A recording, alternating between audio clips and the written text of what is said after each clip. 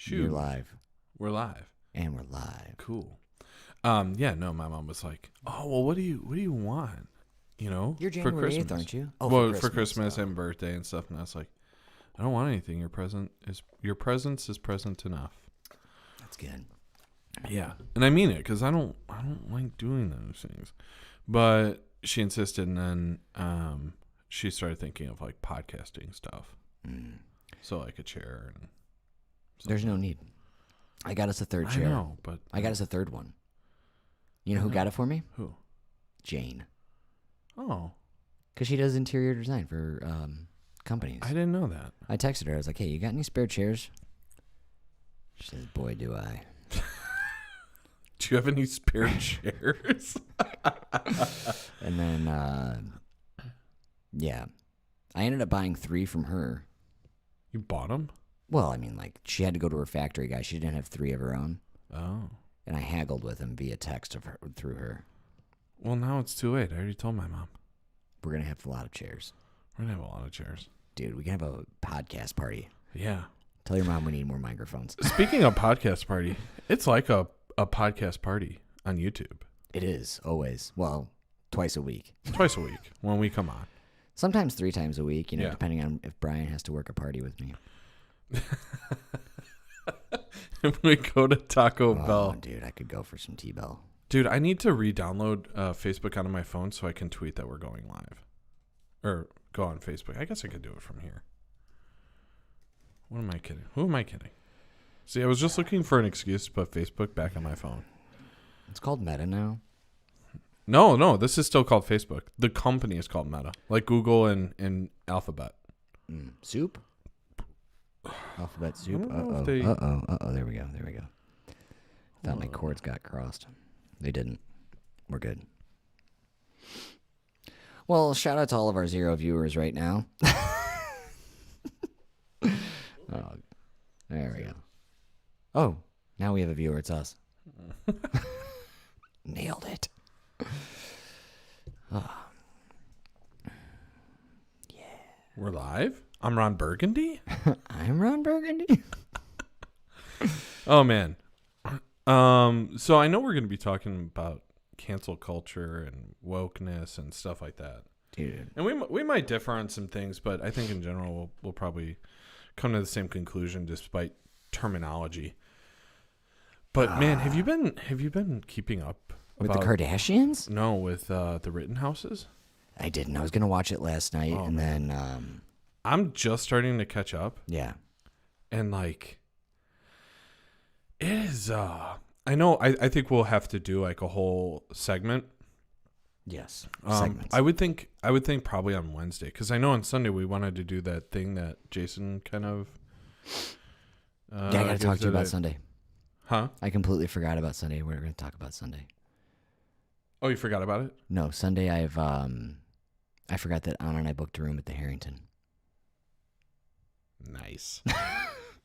So, no, that's cool. whatever you're up for, maybe we could do Saturday night or we could do Monday. Yeah. Saturday.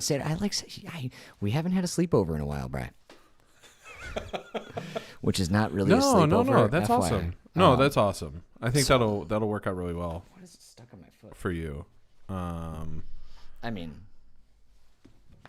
we could wife. definitely do Monday, just because I think the topic that you and I had originally talked about, that Jason kind of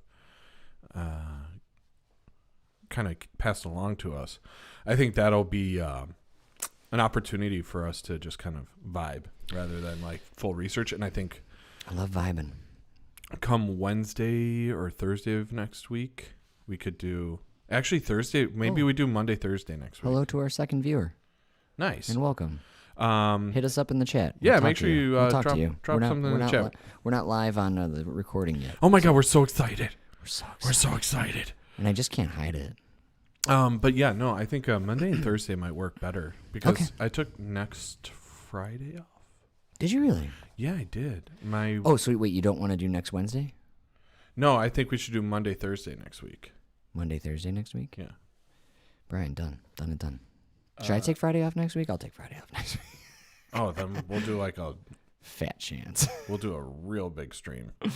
I need you to take next Friday off. Yeah. Kevin's going to be hanging. Yeah. No. You know what I was craving today? Hot sauce. Really? I've been putting Cholula on everything. Yeah. Which isn't like, I don't even look at that as hot sauce now. I mean, it's spicy. It's just not super spicy. Yeah. Great sound quality on the water drinking. Did you, like, I started drinking. I'm like, oh, that's making, like, that is very audible. I'm going to pull back. And I was like, done at that point. It took a second for my mind to register. It's all good. Ever heard of Pussy Riot? Isn't it a band? It is. Yeah, I've heard of it. Dang. Yeah. I mean, it kind of sounds like a weird band name, and it is. So I get it. It's like punk, isn't it? Yeah, Russian punk. I have heard it. Yeah. They got in trouble. Yeah, I'm gonna From Russia. Easy to do. Yeah. Take that, Vladimir. Brian's like, I will not talk shit about him on YouTube. He will find me. We need sponsors. Okay. You want Russia? I mean, Trump did. I would take. Yeah. Allegedly. Boom. No proof. Wow. Zero proof. If you ask Congress. Yeah. There you go. Agreed. Yeah, I'm firing all of Congress. We're going to get into this. I'm canceling Congress. I'm going to cancel culture them. All of them. They're all cancel cultured. I mean, there's some you definitely have a right to, I feel like. All of them, Brian. All of them. No. Except for Bernie. Bernie, you can stay. I just love how Bernie gets a pass for everything now. Bernie gets a pass. And Bernie's not even my guy, but he gets a fucking pass. I mean, he's kind of your guy now. He's my guy now. Because, like, he's the only one that ever gets a pass. Yeah. With everything. Everything. Oh, Bernie, you sold secret information to the Saudis? You're all right. I think that's the precise reason why you don't dislike him or that you don't cancel him. Yeah. Hello to our third viewer. Nice. Drop something in the chat. Hey, by the way, do you notice a different background? Boom. Thanks, is my wife's doing. Noelle looks fantastic. I'm blown away that she was able to do all this. I shouldn't be surprised. I'm not surprised. I'm not either. I'm just impressed. I'm impressed too. I am a little bit disappointed because during the remodel, we lost the CFO's bathroom. Yeah, because there's windows. Now we have to share a bathroom. I mean, technically, we didn't lose the bathroom. I would just be staring at your stream. While I live stream, I'm staring at your stream. Yeah, and because of that, we lost a viewer. That's okay. I'm all right with it. They're canceling us. Cultured. So tonight we're talking about, the whole being woke thing and then cancel culture and how they've kind of been intertwined, how we feel about it. And I think most recently this is coming up with the whole Travis Scott issue. 8 people died at his concert, and how, what level of accountability does he have? Is this something that, should cancel him? What is canceling someone even look like? So how do you cancel an entire culture? Well, so many questions. Well, and I think the idea of canceling is interesting, but this whole cancel culture terminology is something that I can do away with, because I think it kind of breeds this sentiment of, like, people can get away with things because, we shouldn't be canceling everyone. But, like, some people deserve to be. So. Yeah. I just opened up the chat, guys. If you want to say anything, feel free. Oh, there you go. We'll be watching. I'll be watching. Brian will be winking at the camera. Nail it. It's a successful wink. With this lighting, the wink looks even better. Yeah. I gotta tell you. Tonight's episode is not brought to you by Fiji water. It could be. Damn it. Nice. Keep it right there. Well played, sir. Yeah. Where's yours? I put it on the floor. Oh. I took it out of shot. Waiting for the sponsor dollars to come through. Fair. Yeah. There you go. Take that. Fiji water actually from Fiji, is it? Yeah, Fiji Islands. Very nice. Can you imagine there's a whole industry of shipping waters to be bottled somewhere? Yeah, it's like Italian mineral water. Yeah. Where does that come from? I think Serbia. Everything's a little bit funny tonight. I'm so tired. Really? I am, yeah.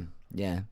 Well, I mean, Just a lot of hours. yeah, but you put in the hours early to wake up with the kids, and then you work with the kids all day, Yeah. and then you gotta go work at night. No, I thought you were talking about the kids that I work with at the restaurant. Oh, and then you gotta go work with other kids. Yeah.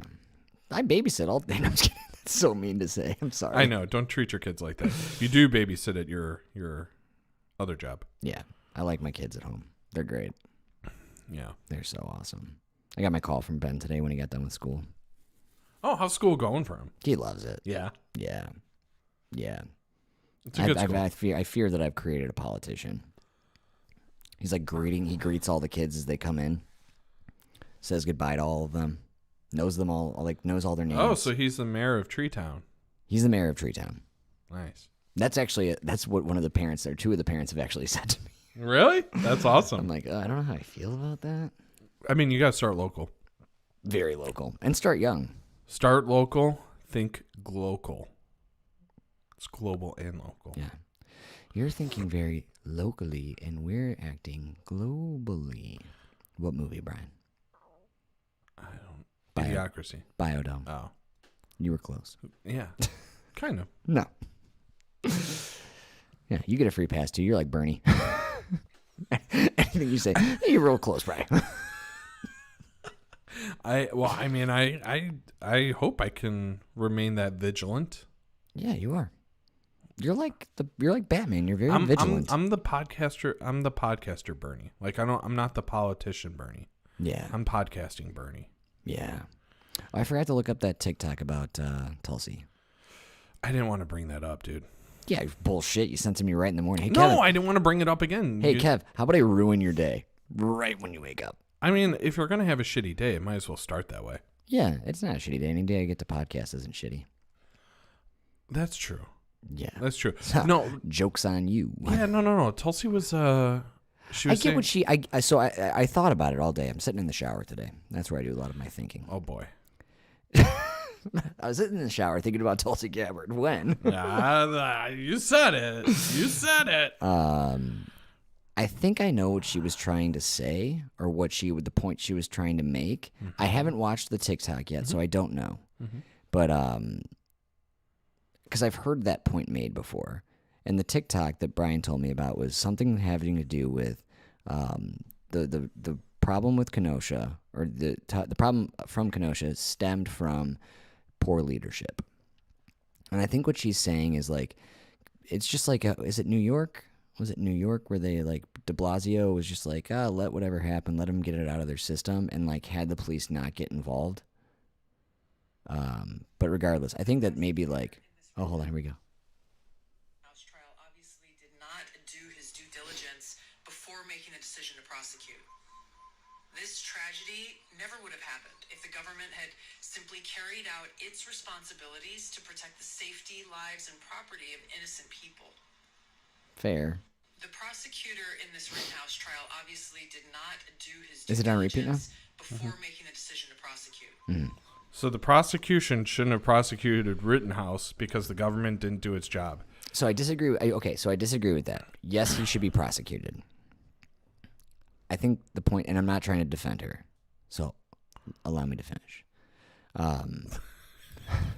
I'm not trying to defend her, but let me finish defending her. I'm not defending her. What I'm saying is, I think the point was that what I'm saying is the point she was trying to make, not a defense, Brian. Okay. I'm no defense lawyer. You're clarifying. Clarifying. Yeah. I think I'm clarifying. I don't know. Tulsi hasn't hit me back for my contact us.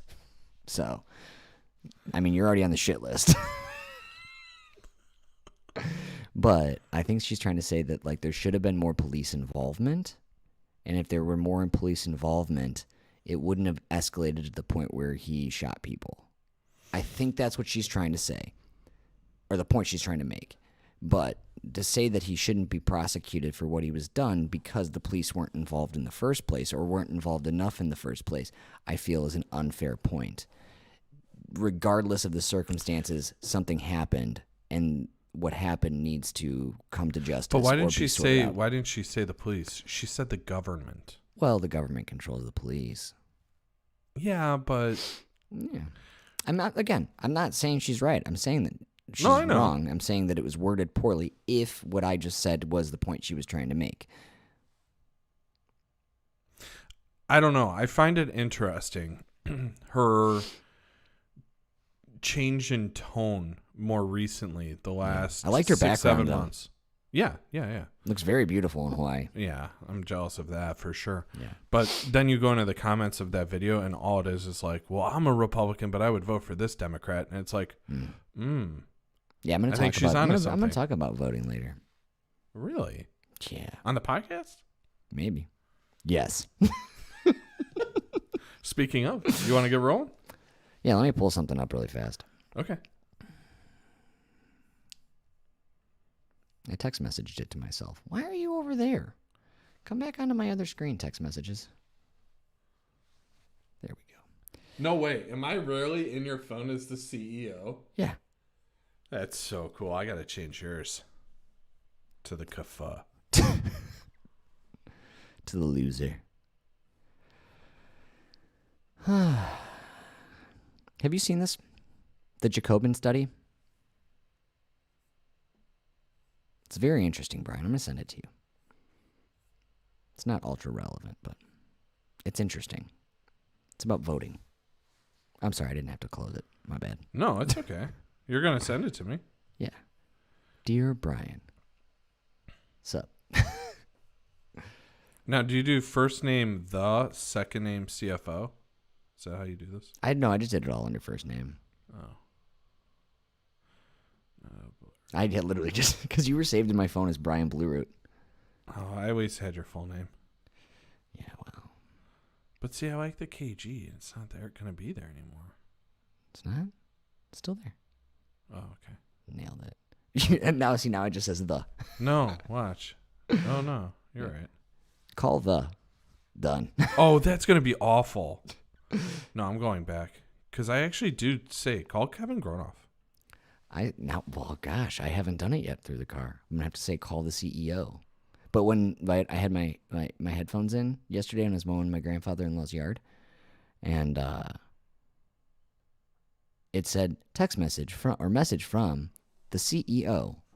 I was like, yeah, That's pretty badass. this is great. Hello to our third viewer. How are you doing? That's pretty badass. Hopefully well. We're just about to get started on the podcast here. Yeah. So if you have a comment, you want to drop in, say hello, feel free. Oh my gosh, 4 viewers. Well, hello, 4th viewer. Yeah. If you want to drop a comment, say hello, we're going to get started on the podcast.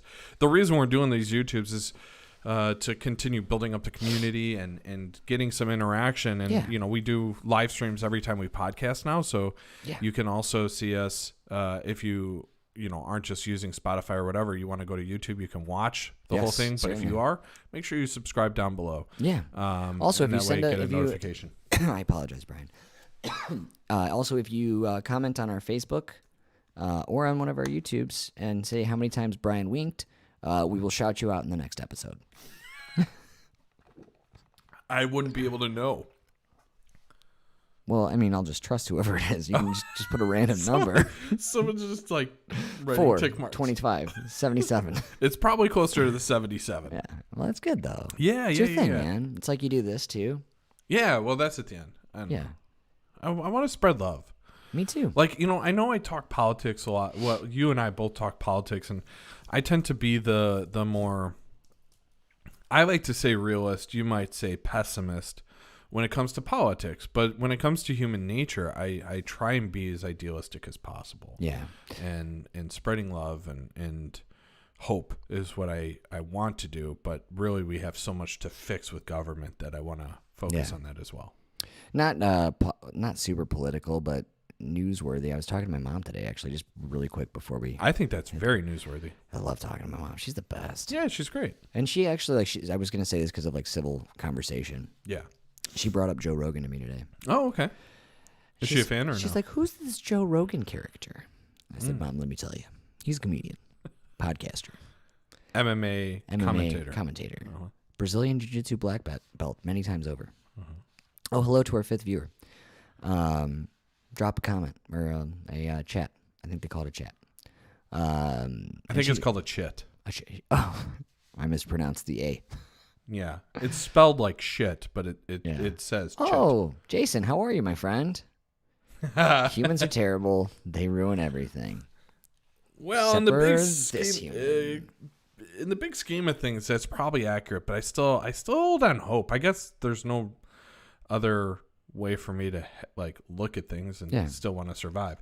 But okay, so you're talking with your mom, my mom about Joe Rogan.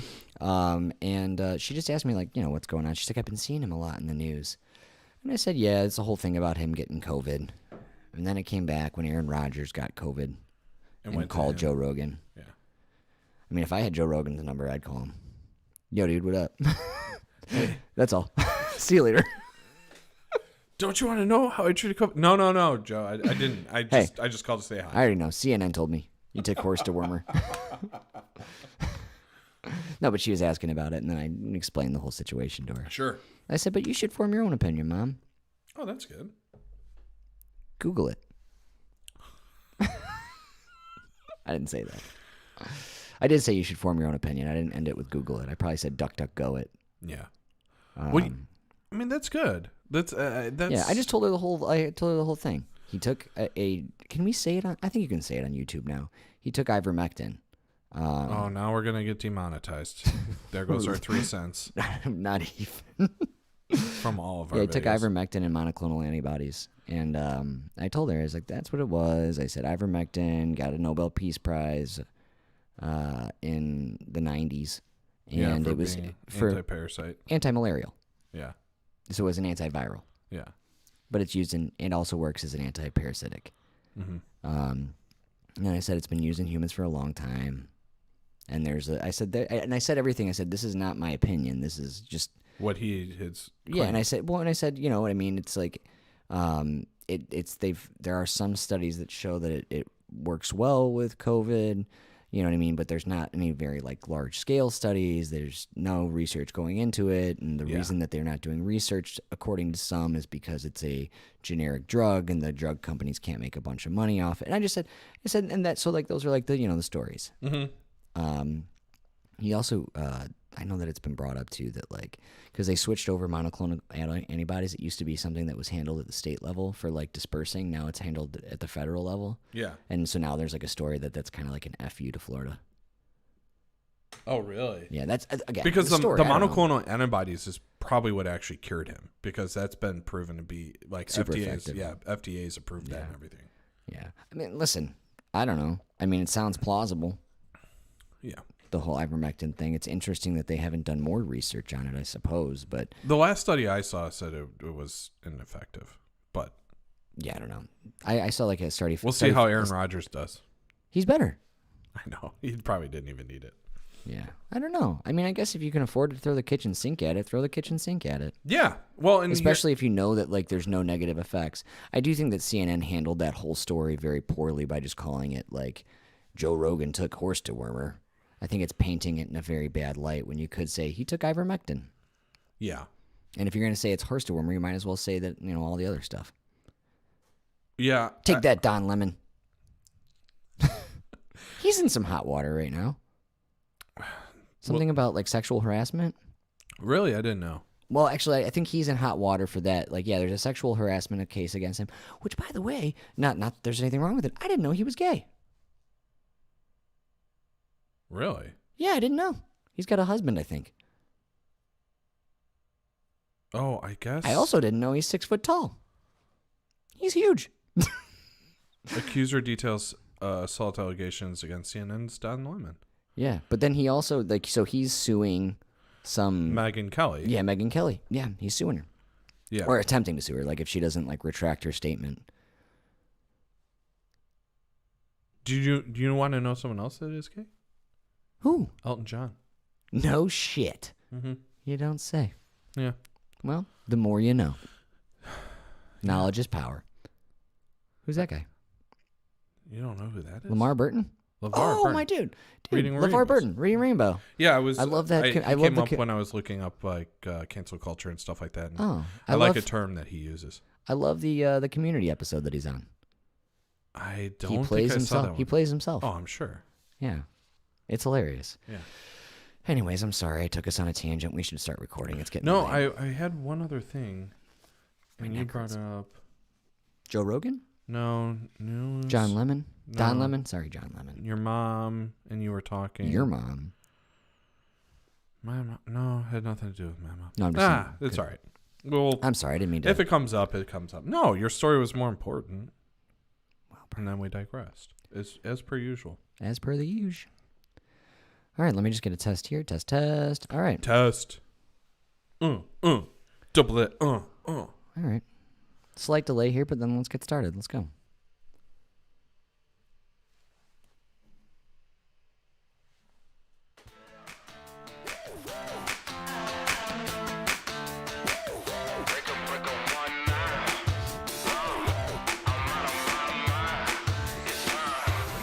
Let's break out. Come on, let's break out. Break out. Tell everybody break out. We bout to, it's time. Let's go, let's ride, let's roll. Got me feeling so free now. It's exactly what I need. Yeah, we knocking down the door. Turn up a little more. Hey, what you waiting for? Break out, break out. Oh, we on the map. I can tell you now where the party at. We the ones that he just let into the back. We the miss.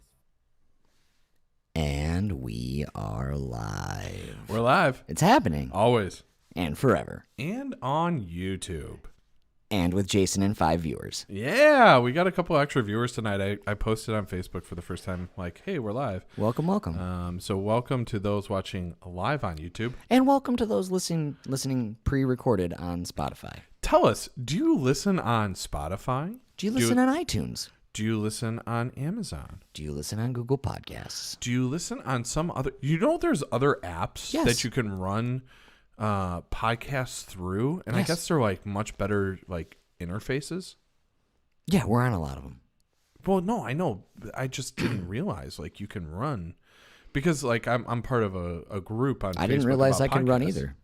Well, no, I'm on a group on Facebook about podcasts. Oh. It's like the New York Times group. Look at you go. Yeah, well, on Saturdays you can self-promote, and I don't do a very good job of that. I just like to...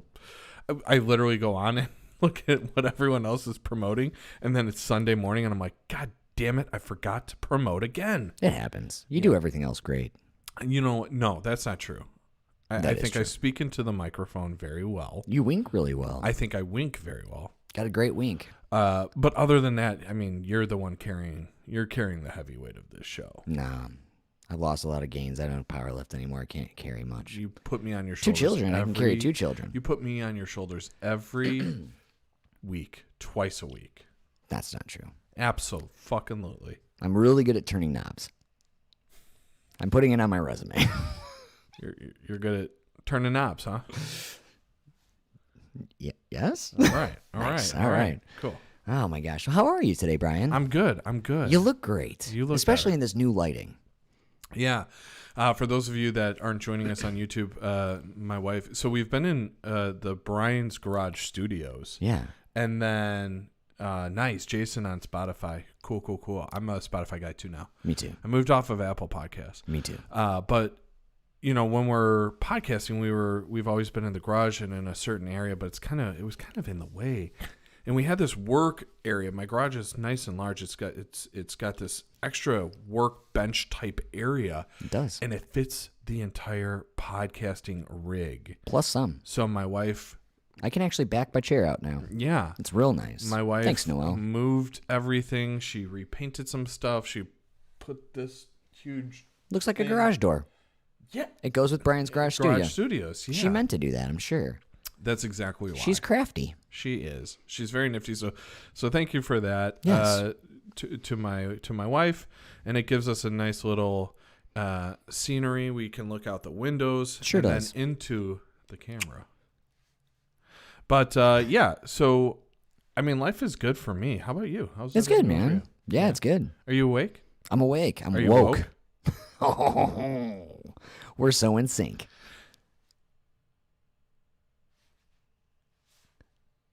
All right, I'll do it. You're just like Joey Fatone. And I'm Justin. All right. Which isn't good. I hear he's kind of an a-hole. I don't know if that's Really? true. I hope he's not. Really? I'm rooting for him. I think he's just I'm so rooting for publicly everyone. likable. I'm rooting for everyone. I'm rooting him for and you. Jimmy Fallon together. Oh my God, it's great. Yeah, they just have such chemistry. Yeah. Yeah. Like It's always- C6H1206. Huh? Like that kind of C6H1206. It's glucose. That's glucose, baby. They're sweet. So sweet. You know, it's interesting when you hear about certain people and like what they're like in real life, and you hope that they're incredible human beings. Yeah. Like a Ryan Reynolds, Paul Rudd. Paul Rudd, who is now Batman? the sexiest man alive. Oh, I according to agree. people. I agree. Sorry, I- Ryan Reynolds. Well, Ryan Reynolds was, I think, 2 years ago. He still is a sexy man. Yeah. I just watched Free Guy. Is that on Disney? No, it's on my Amazon account. I bought it. It went on sale. It went up and it was like $20 to watch it. And I was like, $20. I can't do $20. I have to buy a new camera. And then and then I went on there the next day and it was literally like it was on sale for $9.99.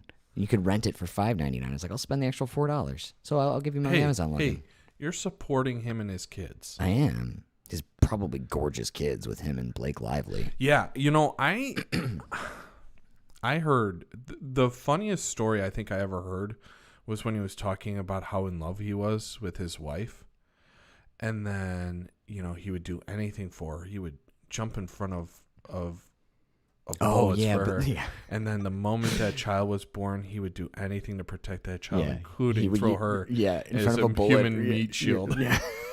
It's like, oh my God. Yeah, he's very he's just ultra witty. Yes. You know, and just when I thought nothing cool could come out of Canada, Ryan Reynolds. You know, and then There's another really good Canadian actor. there's actually a few. There's a bunch. Yeah, I mean, Canada makes good actors. Good. Will way Arnett. To go, I think Will Arnett's from. way to go, No, Canada. I don't know. Someone Way else. to go. Isn't Seth Rogen from Canada? Maybe. I don't know. I don't know. Lots of great talent coming from Canada, Maddie especially in hockey. Yeah, and in cooking, Maddie Matheson. I don't know Maddie Matheson. I use a lot of his recipes. They're good. What kind of cooking is that? Home style cookery is what he calls it. He's like a classically trained French chef, and he owns a bunch of restaurants. But So he's from Quebec. he's got a lot of cool stories too. Interesting. Like, well, I should say he has a cool story. Like, Oh, you know what? I think I know this guy. He's kind of tatted up, isn't he? he's very tatted up and he's large. Yeah, I think I know this guy. Yeah. You know what happened to him after he went on the Joe Rogan Yeah. podcast? What? They tried to cancel him in Canada. Really?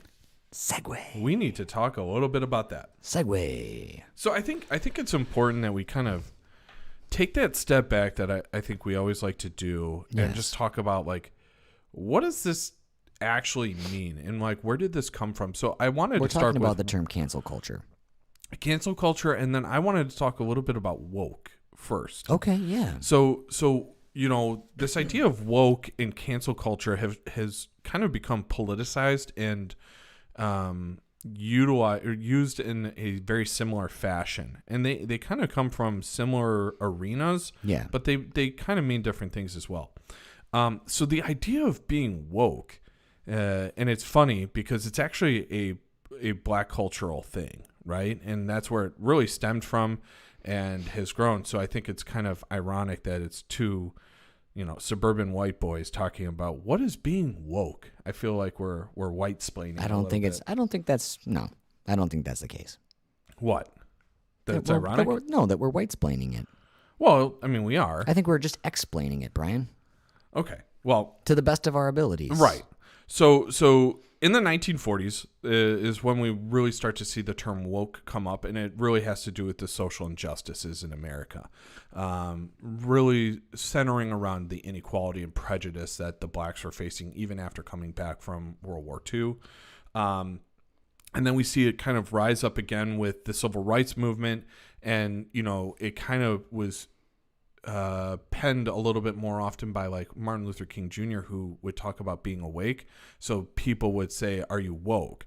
And it faded again a little bit, and then it kind of rose up with Erykah Badu, who talked about, stay woke was a term. And I brought up a band earlier, and you knew them right away. Yeah. And that was Pussy Riot. Yeah. Pussy Riot is a Russian band, and they staged a protest, in signal of protecting gays in Russia. And so it was very sexual and trying to be provocative in a way that would, draw attention to the protesting for gay rights in Russia. And Erykah Badu actually followed that up again with saying, stay woke. And then, from there, it also kind of trended a lot during the Black Lives Matter movement, specifically when Trayvon Martin was killed by George Zimmerman. And from there, we saw this divergence, right?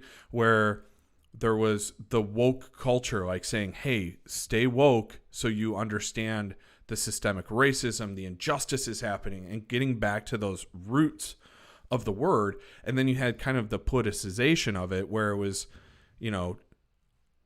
staying woke was a bad thing. And then we had the commercialization of it, where corporations like Pepsi and Gillette started keying in on that cultural aspect and utilizing it in their advertisements, right? So that corporatization of the term. How did they use it in their advertisements? So there was the one with Pepsi where Kendall Jenner, I think it was Kendall, maybe Kylie Jenner, I think it was Kendall, the taller one, was actually walking through like this protest, and it said something about stay woke, and she like gave a flower, and it was like for Pepsi. Similarly, Gillette was trying to utilize it for the Me Too movement and being like more woke about things, and men needed to kind of confront toxic masculinity and being woke about that. So, it became this, it became this entity that corporations were cashing in on. And so the moment like a movement becomes corporatized, it starts and is getting cashed in on, it loses its value, right? At least from a cultural I think it increases in value for the companies. Oh, yeah. Like from a cultural standpoint, it definitely degrades the value of that movement. And so it then just kind of became this, stay woke thing, where it was like a trending hashtag, but almost in a joke, where really its roots were from recognizing racial injustice, prejudice in the world, and it then became more than just racial prejudice, but prejudice in general, like when we saw with Pussy Riot and gay rights in Russia, etc. That was a good history lesson, Brian. Yeah. Were you a teacher once? I was. Nice. I was. Well planned. Good lesson plan. Is that the thing? Yeah. Nice. Yeah. Yeah. It's become something totally different now. That's for sure. I think that it's still. I follow what you're saying, and I agree with you. When you corporatize something, it tends to lose a little bit of value. I think it still holds the same meaning. But it's kind of become, and I think this is where you're going with this. It's led into this whole cancel culture. As far as like, if people are not woke enough, they must be canceled. Yeah, well, the problem is it's become this pejorative term from the right. Like, it's this like, it's a talking point. It's something to say. It's like this woke cancel culture is ruining things, and I think even with cancel culture, that we'll talk about, like, that actually stems as well from the civil rights movement and like canceling things by boycotting and stuff like that. So they actually talked about canceling certain things, and then it became, the idea was to cancel things that were wrong, and it has since become, okay, well, we're going to cancel a person. Well, certain people deserve to be canceled. A Bill Cosby, a Harvey Weinstein, those types of people deserve to be canceled. But what's happening is like this conflation with canceling someone and holding someone accountable. Yeah, damn it. Sorry, what? I was going to say that. I was going to say I don't like the term cancel. I think that accountability is the word that should be used. Yeah.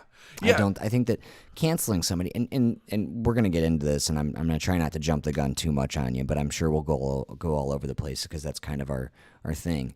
I think that accountability is a great thing. Mm-hmm.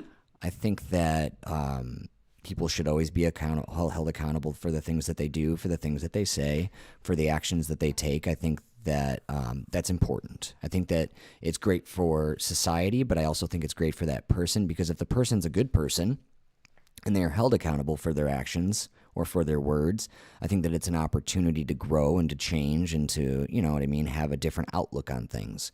But I think that this whole idea of canceling somebody, and, you know, whether it be taking them out of the spotlight or, you know, not buying the goods that they produce or the lines that they are responsible for, you know, whether it be clothing or something like that, I think that there needs to be a little bit of thought that goes into it. I think that if somebody makes one mistake, a good example of this is Kevin Hart. Mm-hmm. You know, made some comments about the gay community in the past. Now, granted, he's a comedian and, you know, makes jokes, and whether or not you like those jokes is something or one thing.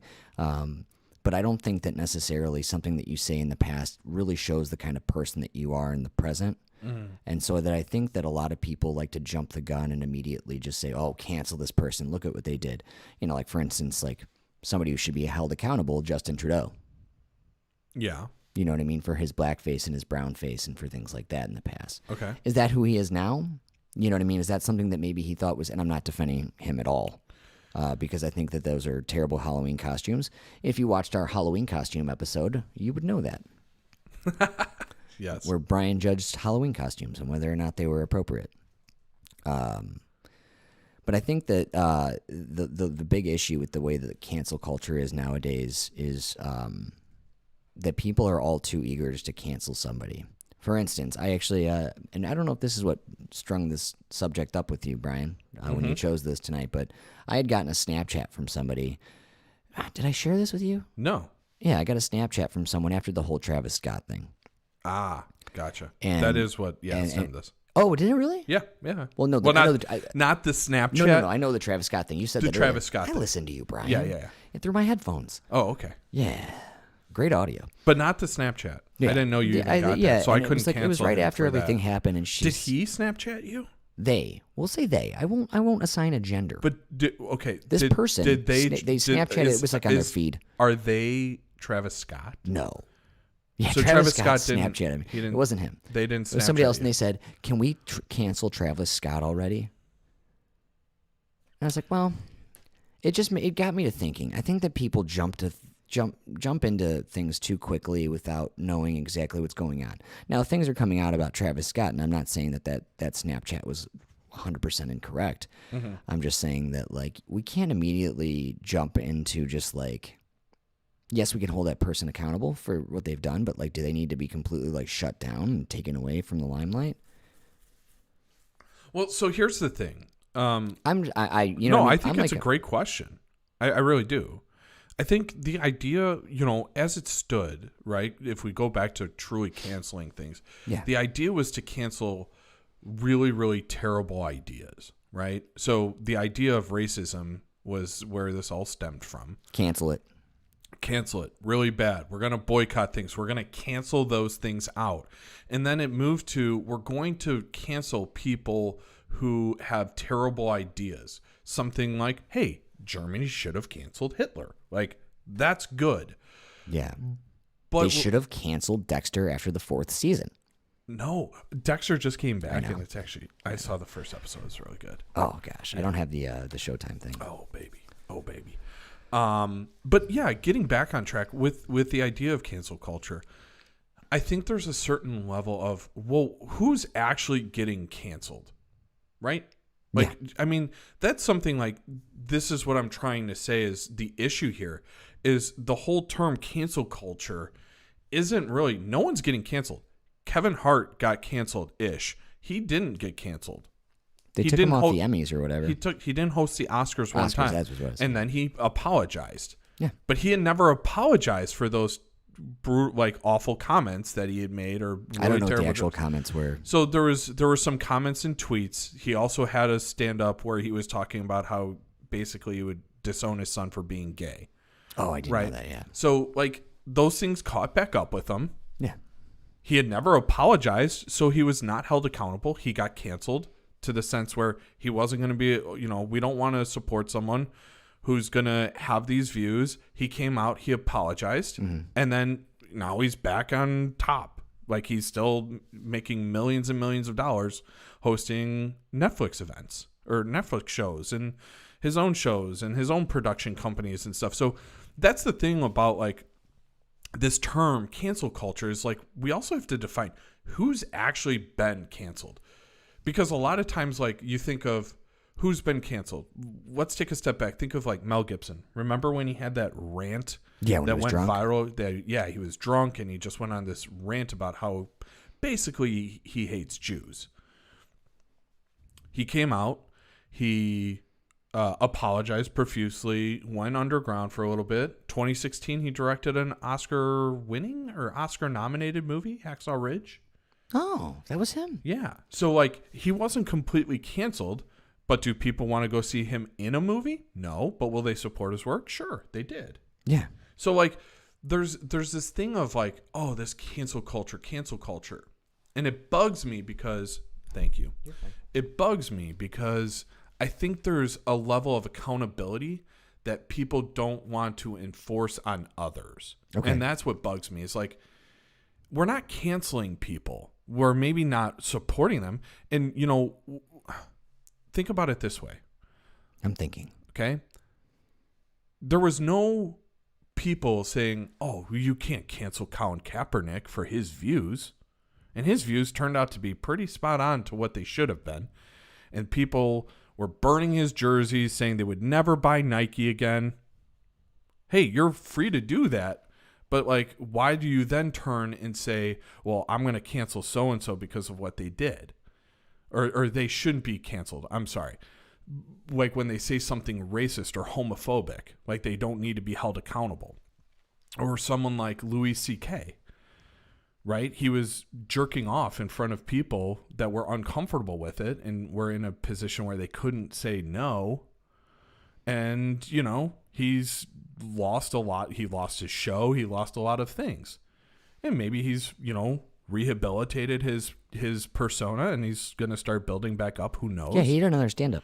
Yeah. He had a recent one, I think. I don't check know. it out yet. I think he's on tour, but I didn't see it on Netflix or anything where he got a big deal out of it. But That'll be a while before he gets something like that. right, because here's the thing, right? So one thing with Travis Scott is people are well, we don't want to, listen to him anymore. We don't want him on Spotify. Spotify or any other listening, streaming channel has a choice to make. And they have to say, well, if this is going to offend people, then we don't want to stand by him. If it is, similarly, Tiger Woods. Think of all of the endorsements Tiger Woods lost. A lot. There was a Tiger Woods video game that is no longer Tiger Woods Golf, right? Yeah. It's PGA Tour or something. So with that in mind, think of all that he lost. And people weren't oh, you can't cancel Tiger Woods. So it's very selective who says cancel culture is okay. And it usually isn't favoring. It's usually from the right saying you can't cancel certain people. But in other words, if someone on the left or maybe a person of color is getting canceled, all of a sudden it's okay.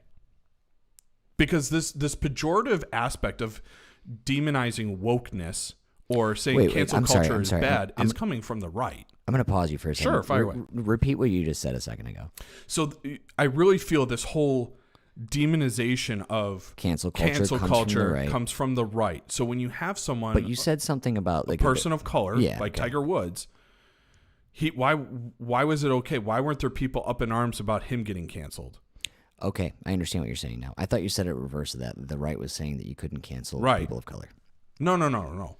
So I feel like it's very interesting when we have this idea of cancel culture and this the pejorative use of being woke is like now it's a bad thing by saying, hey, according to the people on the right. Right. This is Okay. like when people are being woke, it's injustice, and we're trying to point out some sort of prejudice or racism or bigotry or some sort of flaw in the overall system, and that's a bad thing. And I have a big issue with it. You know, similarly, we see, okay, Travis Scott, people wanting to cancel him. Who's asking him to be canceled other than, I don't want to support his music? Fine. Then don't support his music. And if Spotify says, we don't want to host his music because he didn't accept full responsibility for what happened at his show, they have a right to do that. I agree. You know, Donald Trump on Twitter. Twitter said, hey, it's getting malicious, it's dangerous, it's misinformation about the election, about COVID. I'm tired of it. We're not going to continue to give him this microphone. But no one's going to jail unless they commit like serious crimes, and that's the actual cancellation. You know, I wish it could just be like in terms of like right and wrong. What do you mean? You know, I wish that, because here's the issue that we come upon. Okay, you get terms, and I have nothing wrong with the terminology. I don't like cancel culture. I said that already. I think it should be called holding people accountable. But you get a term like woke, where it's got a great basis. It's got good meaning. Yeah. But a term like woke can be taken and used, as you were saying, by perhaps some Republicans, and maybe even some like centrist. Oh, it's been trivialized. It's been trivialized by let me finish. Yeah, pop culture too. Yeah, let me finish. Yeah. So you can take a term like woke, and it can be used as a weapon. You can use it like the way that the right tries to fight against like things like critical race theory. You know, they tried to use that in Virginia. They tried to use effective. They tried to use that. See, but it won them the election. I don't think that's what won them the election. I don't. Well, okay, I think it's not the only thing. So You're right. they were using, especially in like the Democrat also Virginia. ran a terrible campaign. Well, right. You can't run your entire campaign on Trump is bad. Right. And I think that's exactly what they ran their campaign on. Right. Which, you have to run on the points. You have to run on your stances, what you're going to do for people, all that kind of stuff. Right. Because they also, that study that I'm going to send you later, it talked a lot about like what like working class Americans tend to like vote on, what issues, what things. And, anyways, back to what I was saying about... the terms? Yeah, no, culture? but it was more, we were talking about critical race theory in Virginia and New Jersey. I think that a lot of that stems too also from the midterms. Like you can just like look up the science, not the science, but like the record on like how things are going at midterms and how swing states tend to switch. Because like the biggest concerns, especially in Virginia and New Jersey, had to do with schools and like Interesting. and like parents being very. There's a really cool interview. I got to start writing this shit down, Brian. I got a lot of shit. Or sending it to me at I got 11 o'clock at night. Dude, after I got a lot of shit podcasting. going on. A lot of shit going on in my lives, or in my life. In my life, I don't have multiple lives. But it was a very interesting interview with a lot of mothers, and they were saying that they typically voted. They're on the fence, but they typically voted more towards Democrat. But they were worried about school closures because they see the way that their kids were reacting to the schools getting closed down, and that was their biggest thing. And so these people, they were asked, like it was a large interview, like a lot of questions. Sure. Did anything, any of your voting, was it swayed by critical race theory and it being taught and all this kind of stuff? And they said, no, it had nothing to do with that. It didn't sway me one way or the other. I was more worried about, is my child going to be able to go to school? Interesting. It was very interesting. The term woke can be used, Brian, to attack. You know what I mean? And that's where I was going with this. And Yeah. I apologize for the detour there, No. but it kind of ties in with what I was saying. Yeah. Woke can be like, oh, they're just woke. They're doing their cancel culture, all this kind of stuff. Do you really want that kind of a person in office? No, it should be, is this thing right or is this thing wrong? Because no Republican's going to be like, well, they fight for the right things. They fight for good. You can't use the term good in a negative way. Right. You know what I mean? Like, but when you use something like woke that's so politicized and out there in the news, and you've got, CNN pushing, whatever, it's easy for someone to be like, well, yeah, no, I don't want that woke cancel culture. Exactly. You're So, absolutely so when you right. say, yeah, I don't know. Terms can be dangerous, unfortunately, because like I stated earlier, you know, to be woke is not a bad thing. It's to have your eyes opened, to be awake, I to be think, aware of the things around you and the injustices in the world. and I love that. I think you're absolutely right. And I think I saw a little blurb, an interview with LeVar Burton of Reading Rainbows. And he framed it as, we live in a consequence culture. So it's not about canceling. It's about people having to be held accountable. And it's being held accountable on all... Across the board, baby. Across the spectrum. So it's not just certain people that need to be held accountable. It's all. Yeah. It's institutions. It's, Yeah. you know, the celebrities, the athletes, the individual, whatever the case is. News networks. Yeah, news. Everything needs to be held more accountable. And through the, you know, advent of social media and, you know, having camera phones, people can be held accountable. Yeah. You know, we're seeing this. I don't know if you've noticed a little bit, but I really am fascinated by this whole TikTok culture. And you see certain people like gaining all of this like following, right? And then all of a sudden people start going back to their really, really early ones. And it's not pretty. And all of a sudden they get held accountable and they start losing followership. And it's like, well, they're like, oh, don't cancel so-and-so. But at the same time, they're being held accountable for what they said in the past. Now, similar to Kevin Hart, if you have something to offer beyond that mistake, you're going to be forgiven. But if you aren't repentant for your mistakes and you don't have much else to offer, people aren't going to be as forgiving. Yeah. I'm really big on judging people by who they are now, but not by who they were in the past. You know what I mean? So, like, if you well, this is to your point. To your point, if you bring up something like, well, hey, I heard you say this in the past, it's as simple as a response like, yeah, you know what? I was young, I was dumb, I was stupid, it was early in my career. You know, I said some dumb stuff. Well, and there's some things, you know, and there's some things where it's like, well, you're really going to have to do some explaining on that. right. And then if they offer up an explanation, well, that's fine. You know, I was watching an interview on MSNBC, and I wanted to share this with you. I almost sent it over to you. I'm going to start sending you videos later, Yeah. Brian. Because I watch things. I read. I would agree. I have leather-bound books. It's Dracula. It was like the reprints. It was great. First edition Dracula. And then more like billionth edition. You know they have a whole thing called the Bram Stoker Award? It's like a horror award show. I did not know that. I just found that out. The more you know. Anyways, I was watching an interview on MSNBC. Or it was a replay of an interview on MSNBC. I don't have time to be watching that in real time. And it was very interesting. And they were talking about voting. And I think it might have tied in also to the Kyle Rittenhouse case. To go back to this whole voting thing. I said I was going to be talking about voting a little bit tonight in our YouTube feed early on. Oh, okay. Are you watching us on YouTube, Brian? No, I was Xing out of another tab. Oh, my bad. The Kevin Hart tab. Oh, and I thought it was interesting. The name of the individual that they were interviewing, his name was Elie Mystal. And he has a title for MSNBC, and it is the Justice Correspondent. He's actually not with MSNBC. He's from The Nation. He's the Justice Correspondent. Okay. Interesting. He is an individual of color. Okay.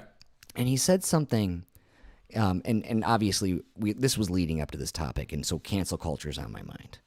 And I said to myself, this is an individual that needs to be canceled. He was talking, they were tying into the elections that happened in Virginia and New Jersey. Okay. And he was saying that the media is trying to spin this idea that white working class individual, non-college educated, they've been doing a lot of research on like non-college educated individuals versus college educated individuals and how they vote. Yes. And he was saying that news outlets are trying to swing it as though non-college educated individuals, whites, in southern states or in, you know, whatever states, Yeah. they try to play it like they vote on bread and butter issues. So issues like the economy, or like how many gallons of milk will I be able to afford this week, or something like that. Yeah. And he said, but really what they are voting on is who can I vote for that will allow me to shoot a person of color and get away with it. Direct quote. And I thought to myself, this is an individual that should be held accountable for their words. This is a person who is supposed to be talking about, they're supposed to be the chief justice correspondent. And you're going to say something like that because this is something that you and I have talked about before, and this is a totally... It's going to gain him notoriety. Well, certainly, but for the wrong things. Because if you ask me, that is a both racist and classist statement. You are saying that people who of less means vote on who will allow them to shoot a black person and get away with it. You are taking an entire population of people, which what doesn't do this any justice is the giant shift of Latino voters over to the Republican Party. You know what I mean? But I just thought that was you're going to try to blame, you know what I mean? And where I'm going with this is it goes beyond things that you say, because obviously you include the primaries, you know what I mean? Like what you say about people of color, of their ethnicities, races, political beliefs, religious beliefs, people who are commenting on, all that gambit of things. But it's also people who are spreading false information, or I don't know what you would call it in a fallacy. Would that be a hasty generalization? Yeah. Nailed it. Yeah. No, so here's the thing. That's definitely a misstep for sure. And yeah, I think... And for MSNBC not to walk that back? Yeah. Maybe they have. I don't know. Give us a shout out at MSNBC. I will say this. There's an element of truth in that in a micro level, but to make the generalization, like you said, is wrong. Because not every uneducated white voter either A, votes Republican, although a majority of them do, and certainly doesn't necessarily act violently towards people of color and want to get away with it. So that is something I disagree with vehemently. I think there's a lot of truth to, the idea of being conservative is wanting to stay at the status quo or what once was. That's what conservatism is. They don't want to move forward, right? Liberal means open-minded and looking for progress or rapidly progressing. So I think there is an element of, in conservatism, they want to keep institutions as they are, and whether or not you believe that they are racist, which, statistically it would be trending towards, yes, institutions are racist. They want to keep it as is because generally they have the benefit as keeping it as is. And that's one of the issues with being woke is like, it's been demonized because people don't want to look radically and honestly at what we are living in and what others are living in if it means, man, am I not doing enough?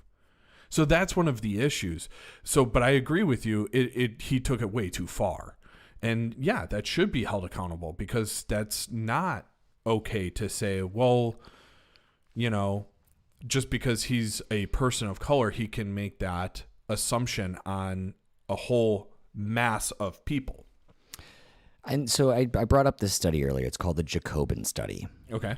I watched a really cool interview with one of the gentlemen who was part of this study, who helped perform this study, I should say. It was on Crystal and Sagar's show, Breaking Points. Okay. And so they studied, and I want to say the focus group was something along the lines of like, maybe it was a 7,000 person group that they interviewed. They asked all these questions to, and they were trying to figure out how different people vote, and based on education, non-education, if they're working class, if they're business class, whatever, or white collar, I should say. And it says blue collar. This is one that I thought was very interesting. One of the points, and this is they did this specifically in swing states. Blue collar workers are especially sensitive to candidate messaging. This ties in with what we're saying here and respond even more acutely to the differences between populist and woke language.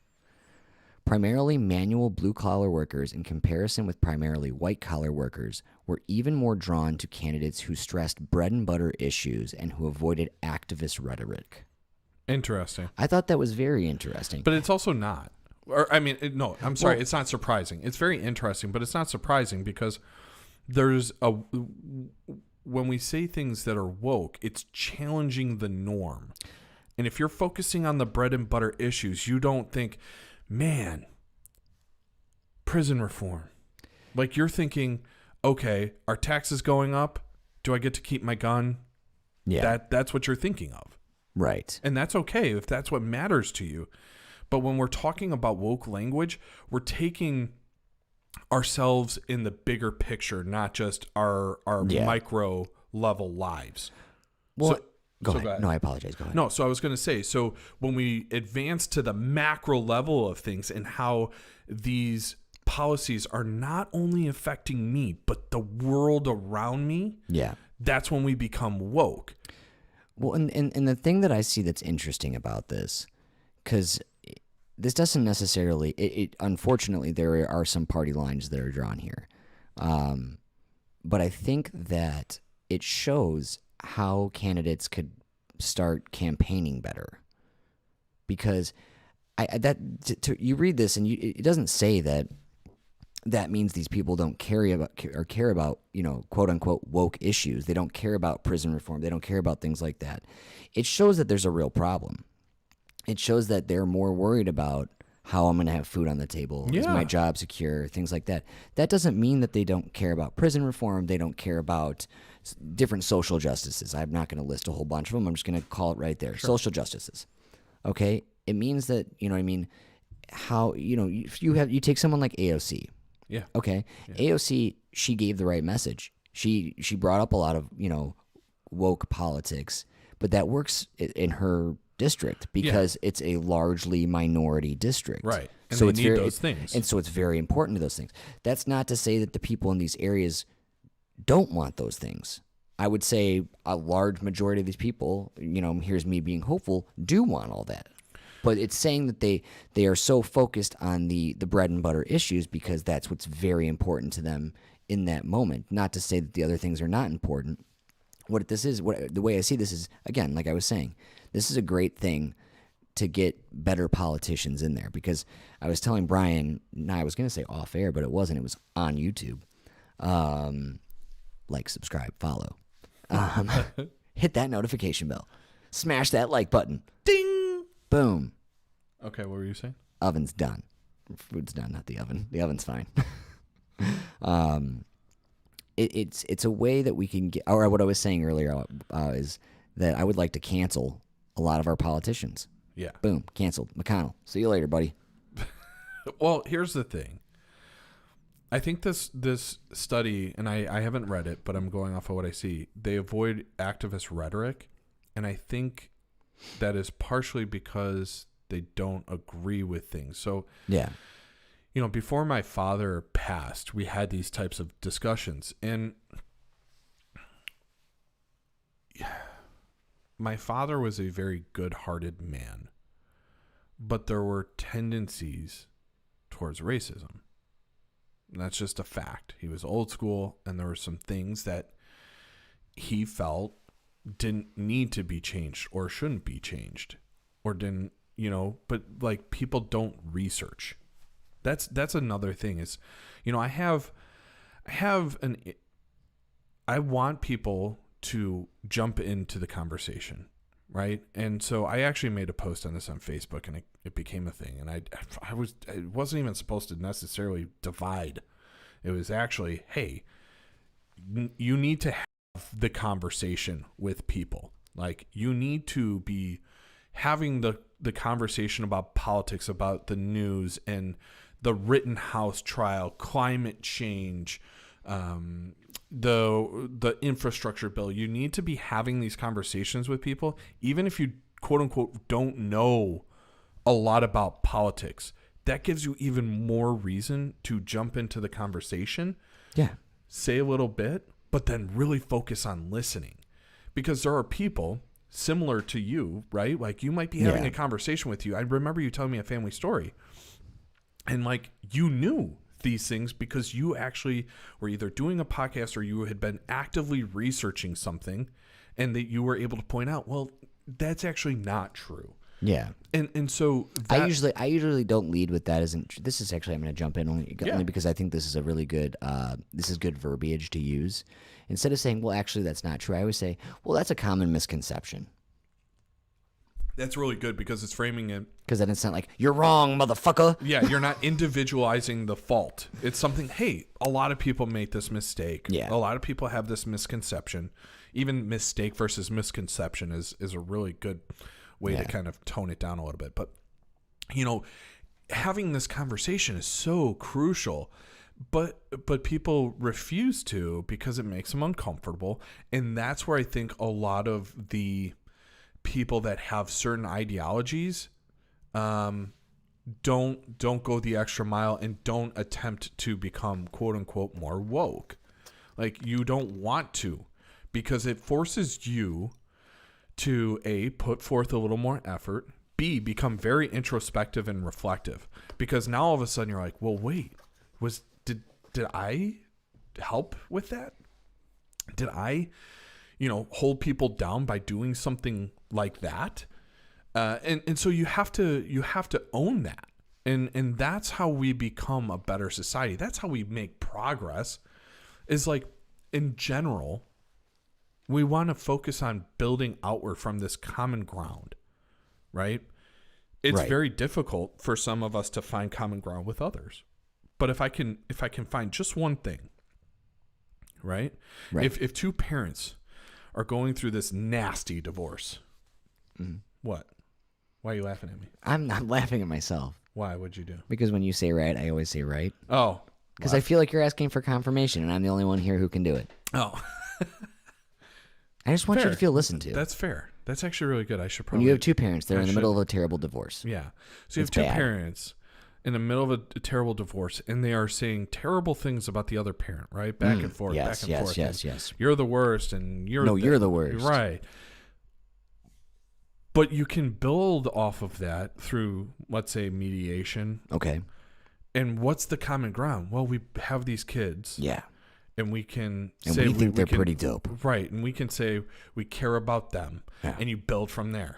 Right? Word. It's like Breakfast at Tiffany's. Yeah.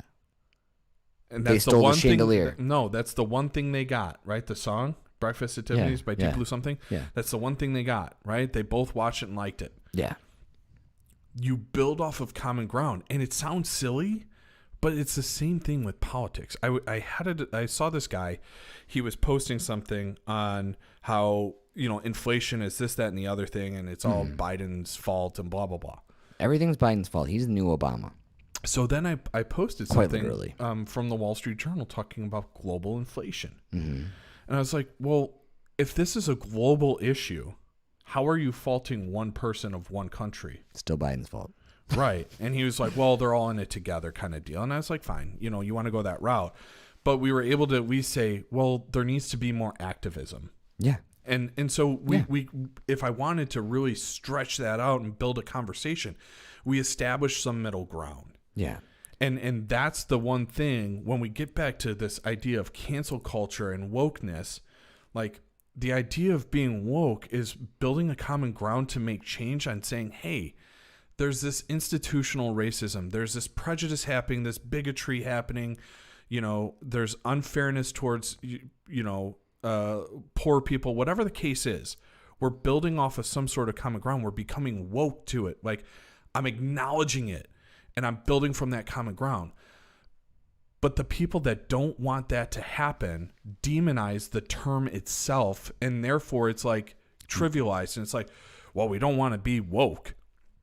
You don't want to be part of that cancel culture when really you're just holding people accountable. That's what I said. Right. A couple minutes ago. Right. God, we're on the same page. Same book. And that's what this is all about. Yeah. Right. And so I push people to have the conversation because I know I have conversations with people that make them very uncomfortable. And I get it. I'm super uncomfortable right now. You're killing me. It's cold. You have those conversations with people, and it challenges their view. Mm-hmm. And hopefully, maybe they actually have some chance to be introspective and think about, what could I have done differently in certain situations? And sometimes it feels bad because you didn't realize you did something wrong. Right.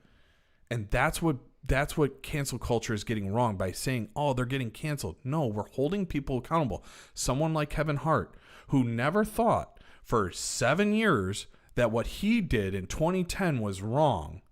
And then in 2018 or 2017 or 2019, whenever he was going to host the Oscars, all of a sudden it came back to bite him. And it forced him to have that moment of reflection. Yeah. And it woke him up. That's what it's about. He's not sleeping anymore. So that's what this is all about. And I get frustrated when we say, oh, well, they're canceling so-and-so. Or, oh, it's just that woke cancel culture again. And it's really not. That's a good thing. We should have this. If we don't have this type of culture where people have consequences and accountability, we're never going to make progress. And that's what's been happening in politics. From both sides, there's been a lack of accountability. Yeah. Right? Why the fuck is Joe Manchin allowed to do what he has done to the Democratic Party? For the same reason Nancy Pelosi has done what she's done. Nancy Pelosi at least upheld what she was trying to do. You know who does a great job on the Democratic Party? They're not actually a Democrat. Who? Bernie Sanders. 2 for 1 deal tonight, Bernie. It's true. But like Joe Manchin didn't support his constituents, didn't do what he was supposed to do. Mm-hmm. Right? Right. You know, a lot of that infrastructure would have been very beneficial to his people, right? Especially the green stuff, because anything dealing with green energy and climate change, West Virginia has already been when they do the modeling of how climate change as the sea levels rise, how it will impact West Virginia, despite not being directly on the coast, will be dramatically affected by climate change due to all of their riverways and the way their elevations are and everything, that they're just going to be absolutely drowned. And that's sad. Yeah, that's sad. So it is. I mean that seriously. I'm not joking. No, and so when we look at these things, right, we have this opportunity to say that's not okay. No, we just kind of push it to the side. And that's on the Democrats too. So when I say the right is doing a lot of this and like trivializing, you know, holding people accountable and being woke, you know, the Democrats need to be a better support system for that woke culture. And not allow it to be demonized and trivialized and in a way where middle class uneducated or middle and lower class uneducated non-college educated whites aren't afraid of being woke. Like it shouldn't be a fear mongering tactic. Non-college educated anybody. Right. Well, typically that I know. I'm just trying to I'm being inclusive, Brian. Well, I know, but get woke. But actually, specifically whites. Yeah. So the non-college educated white males were the ones that really favored the far right leaning policy. And perhaps that's just the scenario that, you know what I mean, that they're in as well, because a lot of that could be. It's handed down. Let me finish, Brian. Sorry. You're right. Hey, Zeus, man. Finish. I'm trying to. You're being a real thought blocker. I was gonna like, you see what I did there? You like that? Anybody watching on YouTube can see what I did there. Nailed it. Right? A lot of that could be socioeconomic too. Because of where they are, you know, socioeconomically, yeah, that kind of influences the type of information they're getting as well. You know what I mean? Not being able to get to that college education and see a more progressive or perhaps liberal point of view doesn't allow them to kind of weigh all of their options. Nailed it. Yeah, I agree. Thanks, I agree. Brian. I agree wholeheartedly. And then, when you think about education in general, and there's this kind of pushback on the liberal, the quote unquote liberal bias of education. Education should be liberal in the sense that it should be opening perspectives from all areas of life. It should be a diversified approach to how to think, how to be critical thinkers. It should be. Now, it should be like this podcast. It shouldn't. Yeah, exactly. It shouldn't be like, I don't mean liberal like, oh, they should be Democrats. I'm saying it should be liberal in the sense that it opens up your eyes and your mind to new perspectives. And it teaches you how to research things. Boom. Yeah, absolutely. Yeah. I think you're absolutely right. When it comes to writing papers and stuff, I think there's a lack of... I just meant in general, like not just papers, but like, you know what I mean? Well, yeah, but that's what I'm saying. It's like when we have to do a research paper, right? Oh, for your Western civilization course, you have to have 6 resources from, the library, or 6 book resources, and you can have 3 newspaper articles or internet resources. That forces you to become a critical thinker. Like, Certainly. Okay, is this a source that is worthwhile to both my paper, my point, and is it valid? Right? And that gets lost. That absolutely gets lost. I think that was a great point by you. Thanks, Brian. I needed that, buddy. Yeah. Cheers to you. Cheers. Let's get woke. Oh, you're shooting it? I thought that's what we had to do. No, I was going to enjoy this. That's Bernie. Yeah. Can we get Sanders. a little Splenda? Gosh. Anything else to add, buddy? No. You did a great job tonight, I got to tell you. No, you did a great job. Your dedication to this podcast is unparalleled, sir. No, it's completely paralleled by you. No, it's perpendicular because I run right into you, kid. Oh, yeah, you run right through me. A river runs through it. Yeah. Great Brad Pitt movie. Yeah. I feel bad for parallel lines. They have so much Why, in common. Kevin? They have so much in common, but they'll never meet. That's good. What? Yeah. Just like a perpendicular line. Well, on that note. That's a 2-for-1 deal. Well, there, on bro. that note, stay woke, do good, be great. Love you guys. It took me a little while to get over to the stop button. I hope this wasn't like a very... It's 100 proof. Whew. It's Bernie. Who else is watching out there? Shout us a comment. Or text us if you don't have if you're watching it on Well, I think one of them is my tab. I asked you that earlier and you're like, no, I was closing out a tab about Kevin Hart. I wasn't watching us. I had it in the background. That was great for our views, kiddo. Way to go. I should be doing the same thing. This whiskey's great. No, I was going to ask, is it like a really expensive one? Because I just shot that and I felt bad. No, but I almost bought us a $356 bottle of whiskey. Why would you do that? Because it normally retails for over $1,000. What? What bottle of whiskey? It is Whistle Pig Boss Hog. Oh, Whistle Pig. You've been talking about that for a long time. I got a couple of bottles at the house. All gifted to me. I don't spend that much money on whiskey. I'm real tired today. I appreciate you bearing with me. You know what? Eventually we got to get back to. I know we basically want us to try all these different types. I'm good. You're not good, Brian. You're great. The one that I think was my absolute favorite was Blanton's. Oh, I already got my bottle for the month from the restaurant, but the next one's ours. Okay, cool. Yeah, I'm still waiting for him to be like, one of those like, oh, you know what? I still have a bottle of it. I have it at my house now. I took it home. I've got another bottle of that E.H. Taylor. Yeah, I actually flashed that to my boss. Oh, did you? I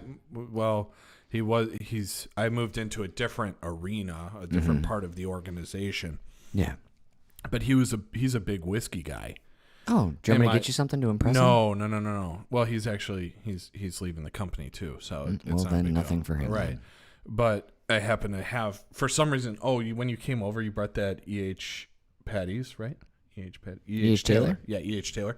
You brought that in, and it was on the kitchen table.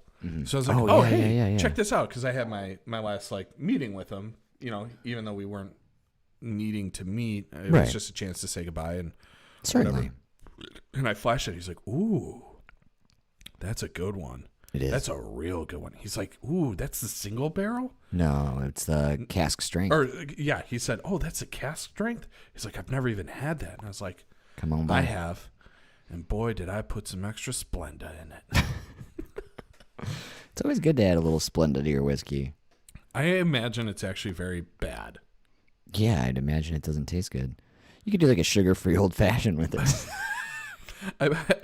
This is an old-fashioned with a Splenda reduction. I imagine if you put like a few packets of Splenda into a whiskey, it just ends up tasting like rum. And that's not great. Do I smell a science experiment coming on? Oh, God. The only problem is none of the whiskeys that we have here I would ever put Splenda in. Don't worry. I'll get us some Jim. Beam. I used to drink Jim Beam on the rocks. I was a tough guy. You're a tough guy. Jim Beam's too sweet for That was me. tough. It's like Maker's Mark. It's just like too corny. It's like a bad joke. Damn it. You beat me to it. Nailed it. Look at us. Man. God, we might as well be tethered together at this point. We're so in sync. We might as well be saying bye, bye, bye. Damn it, it's not the end yet. I wish I would have saved that. It can be the end. I don't know.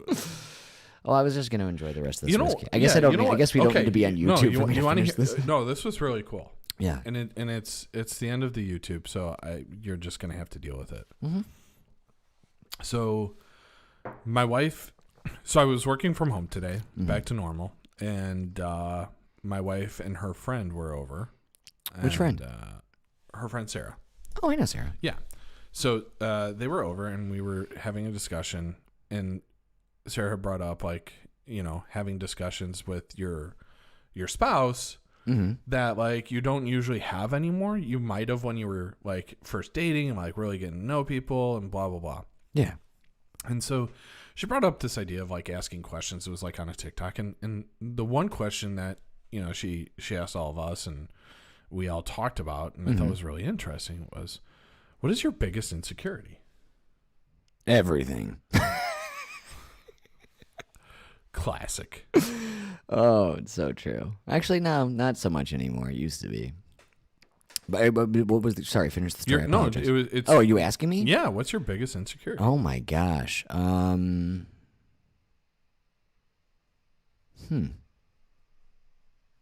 So, like, I was never a cool kid. Uh-huh. I was never the cool guy. I wasn't hip. I was very woke. That's why. Very woke. That's Never literally hip. why. The fact that you just said that you weren't hip, Yeah. that's why. Yeah, well, duh.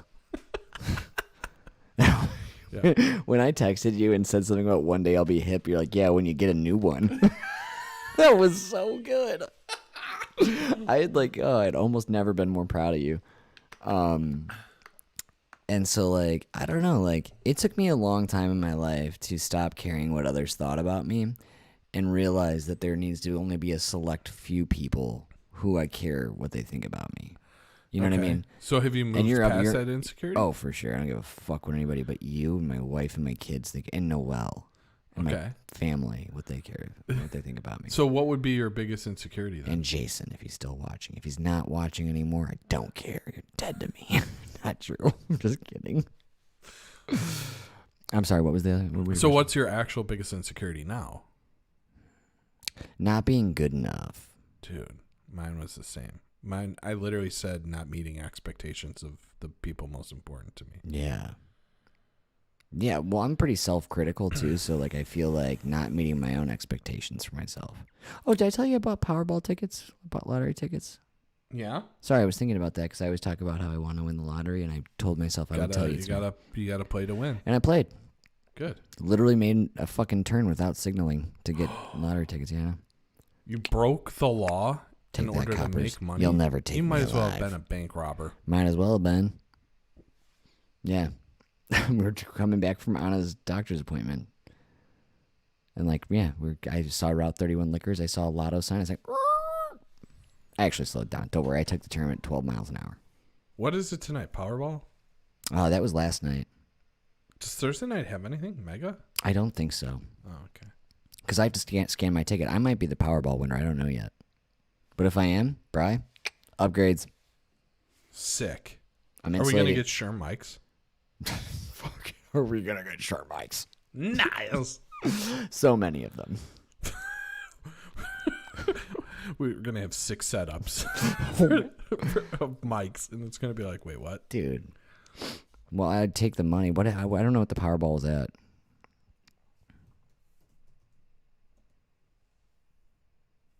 How long do I have to claim it? What if I didn't fucking... You have time. Oh, I have time, thank God.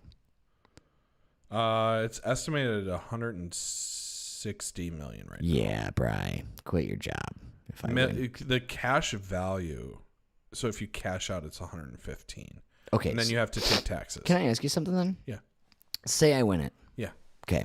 I got all that monies. Sure. I invest a lot of it, of course. You know what I mean? Because like I want to be able to live off of it. Sure. Okay. I don't want to be a dum-dum and go buy a bunch of stuff. Right. Like we're talking I buy a $300,000 house. Cash. Okay. Okay. I don't... Why, is that too much? No. I don't need a big fucking place, dude. Yeah, but you want to... If you could... Yeah. I would say under $1 million, but like I would probably, if I were you, if I just won, I would shoot for the 6 7s. I was just thinking property taxes. Those don't stop. No. But so where I was going with this... Okay, so I invest. Yeah. I've got money. Me, I'm set up. My kids are set up. Cool. My family's taken care of. Yep. Would you quit your job and let me pay you to do the podcast? Or better yet, counteroffer to my own offer. I'm going to negotiate against myself. I give you a nice nest egg. Because what if you do? Isn't it like $1 million? If you take $1 million and put it into an index fund, you're pretty much just set. Because even if you did 7%, you're talking $70,000 a year. Yeah. Okay. So say I take 1.5 mil. Okay. 2 mil. Well, let's make it a cool 2. Okay. I take 2 mil. I put it into an index fund for you. Okay. You and your family can live happily, and I pay off your house. Okay. Would you quit your job and just podcast with me? One last thing. Please. You have to also pay for my medical health benefits that equal to what I'm getting. Fucking done. Yeah. I'm also paying for fucking Nora's college. Nah, she's going to pay for that herself. Well, I'm just saying I would pay for it too. Okay. Do you want to hear something funny? Wait, are you accepting the offer? Yeah, no, I said done. I Right, said I'm in. cool. Go. Yeah. Continue. So I've always said, like, you know, Nora's a pretty good athlete for her age. And she's smart as a whip. And Yeah. she's got a great singing voice. I've said that before. So I always say, like, you know, she'll figure out a way to pay her way through college by making them pay for her, right? Yeah. So she was dancing at a family party. Okay. And Classic. it was very provocative for a 7-year-old. She dropped down to the splits and did like almost like a Cardi B like action. She was bouncing the booty at 7. And people are like, oh, let's see what Brian has to say about this. And, oh, he's going to, like, oh. I was like, well, now she's got a fallback if softball doesn't work out. Fair. Fuck yeah, man. Go earn it. I love it. Yeah. I mean, like, wait, there's fuck, do that. Dude, I've been watching these TikToks with that, you know, these strippers like say, hey, spend a week with me. And I mean, you're not watching them dance. You're literally seeing them after their shift counting money. Yeah.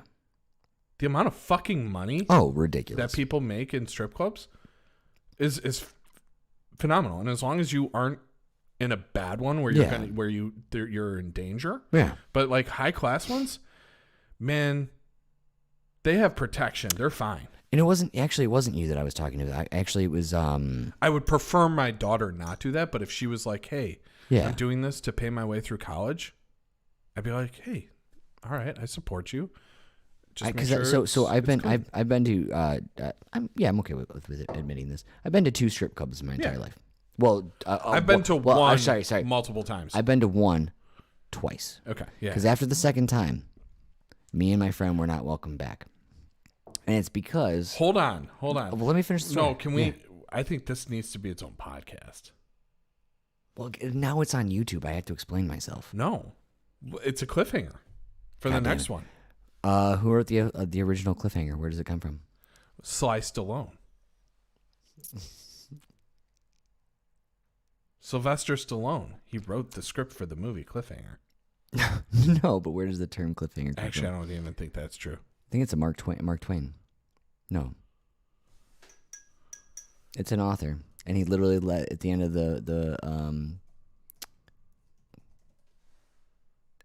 he literally had a guy hanging on a cliff. The screenplay was done by Sly Stallone. Because who wrote the original Cliffhanger? No, I wanted you to tell me where the It's term. Sylvester Stallone. The question is, where does the term cliffhanger come from? Hey, man, I already looked up woke, cancel culture. I can't do it. I can't do any more research.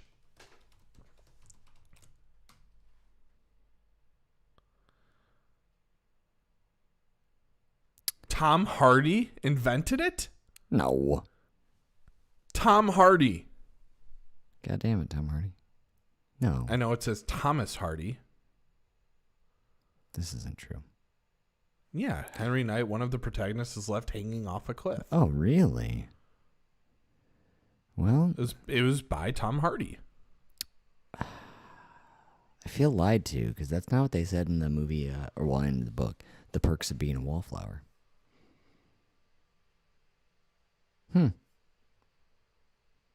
Well, bummed. Anyways, I guess I have to save that story for another time because Yeah, Brian that told me has to. so. I'm making a note. Note, Kevin, strip club. Strip club Kevin. I mean, it's not all that entertaining of a story. It's funny. I can tell mine. And just so that I'm, like, clear. No. I didn't do You're anything ruining- wrong. You're... Or did I? And I brought it back. So woke. All right, you guys. Thank you guys for the 2 watchers or 2 viewers right now. We appreciate you sticking through. Hope you guys enjoyed. And for the thousands that will watch it later. Yeah, and come back and try to cancel us. JK. Rolling. Or Rowling? Is it She Rowling? almost got canceled. That was the joke. I like that. Yeah, you're welcome. She deserved Every it. once in a while, I'm witty and smart and stuff. Just few and far between.